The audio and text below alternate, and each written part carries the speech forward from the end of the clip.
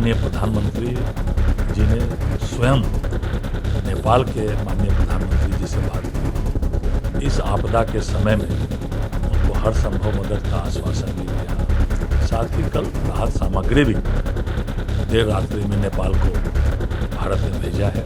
नेपाल में भारी भीषण पानी हुआ है, त्रासदी हो रही है, तो तुरंत बिहार सरकार अलर्ट मोड में है। तुरंत माननीय मुख्यमंत्री जी ने स्वयं दूरभाष पर बात की, वरीय अधिकारियों से बात की।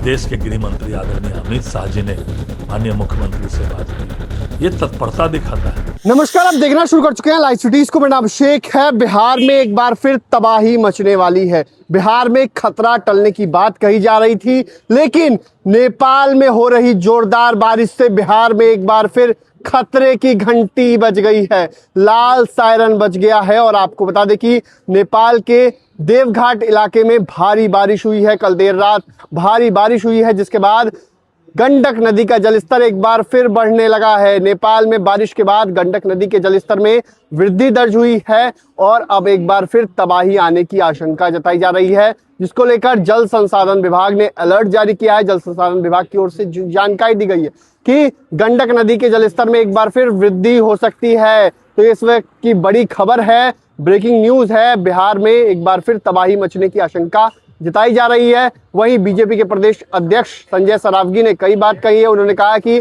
जलस्तर घट रहा है और उन्होंने ये भी बताया कि जो है सरकार पूरी ओर से ध्यान दे रही है। बिहार के मुख्यमंत्री खुद और प्रधानमंत्री नरेंद्र मोदी खुद ध्यान दे रहे हैं और बिहार में किसी भी स्थिति से निपटने के लिए प्रशासन पूरी तरीके से तैयार है। क्या कुछ कहा है बीजेपी के प्रदेश अध्यक्ष संजय सरावगी ने, पहले आप वो सुनिए।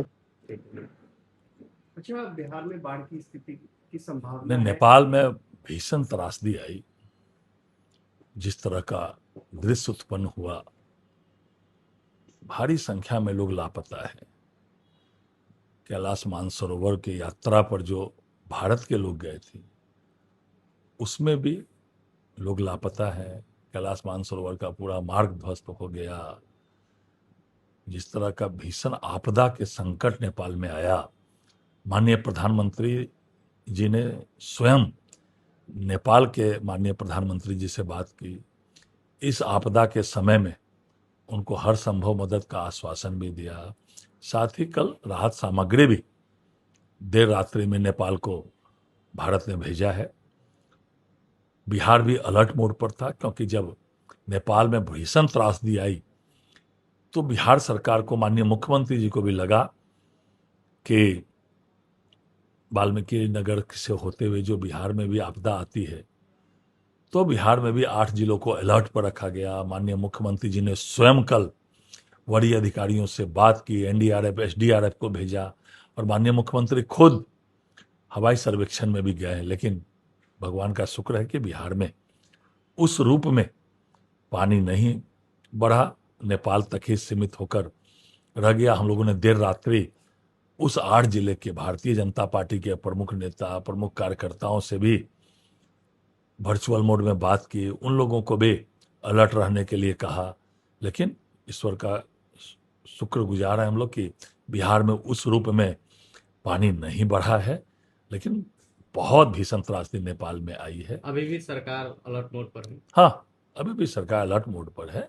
और माननीय मुख्यमंत्री ने आज ही कुछ देर पहले ही हवाई सर्वेक्षण पूरे उस इलाके का किया। माननीय उप मुख्यमंत्री जी भी साथ में थे। तुरंत जैसे ही पता लगा बिहार सरकार को कि नेपाल में भारी भीषण पानी हुआ है, त्रासदी हो रही है, तो तुरंत बिहार सरकार अलर्ट मोड में आई। तुरंत माननीय मुख्यमंत्री जी ने स्वयं दूरभाष पर बात की, वरीय अधिकारियों से बात की। देश के गृह मंत्री आदरणीय अमित शाह जी ने माननीय मुख्यमंत्री से बात की। ये तत्परता दिखाता है कि कुछ भी अगर सूचना प्राप्त होती है तो बिहार सरकार कैसे तुरंत में सक्रिय होती है, ये भी दिखाई पड़ता है। अच्छा, कोई लिस्ट आई है कि बिहार के कितने लोग लापता हुए हैं नेपाल में? नहीं, ऐसा नहीं है। अभी तुरंत में सूची जो है अगर आई होगी तो वो मुझे सूचना नहीं है, लेकिन भारत के बड़ी संख्या में लोग जो कैलाश मानसरोवर के यात्रा पर थे, उनके लापता होने की सूचना है, ऐसा मुझे जानकारी है। तो आपने सुना कि बीजेपी के प्रदेश अध्यक्ष संजय सरावगी ने क्या कुछ कहा, किस तरीके से अपनी बातों को कहा है और बताया है कि क्या कुछ होने वाला है। जलस्तर में वृद्धि की आशंका को लेकर भी बताया है और कई बातें कही हैं। तो आपने उनको भी सुना, लेकिन जल संसाधन विभाग की ओर से बड़ी जानकारी दी गई है। जल स्तर में वृद्धि होने की बात कही गई है, कई बातें कही गई हैं। तो नेपाल में भारी बारिश के बाद एक बार फिर बिहार में खतरा मंडराने लगा है। अब देखना होगा, जिस तरीके से कहा जा रहा है खतरा मंडराने लगा है, तो आगे क्या कुछ होता है। फिलहाल बने रहिए लाइव सिटीज के साथ। हमारे यूट्यूब चैनल को सब्सक्राइब करिए, धन्यवाद।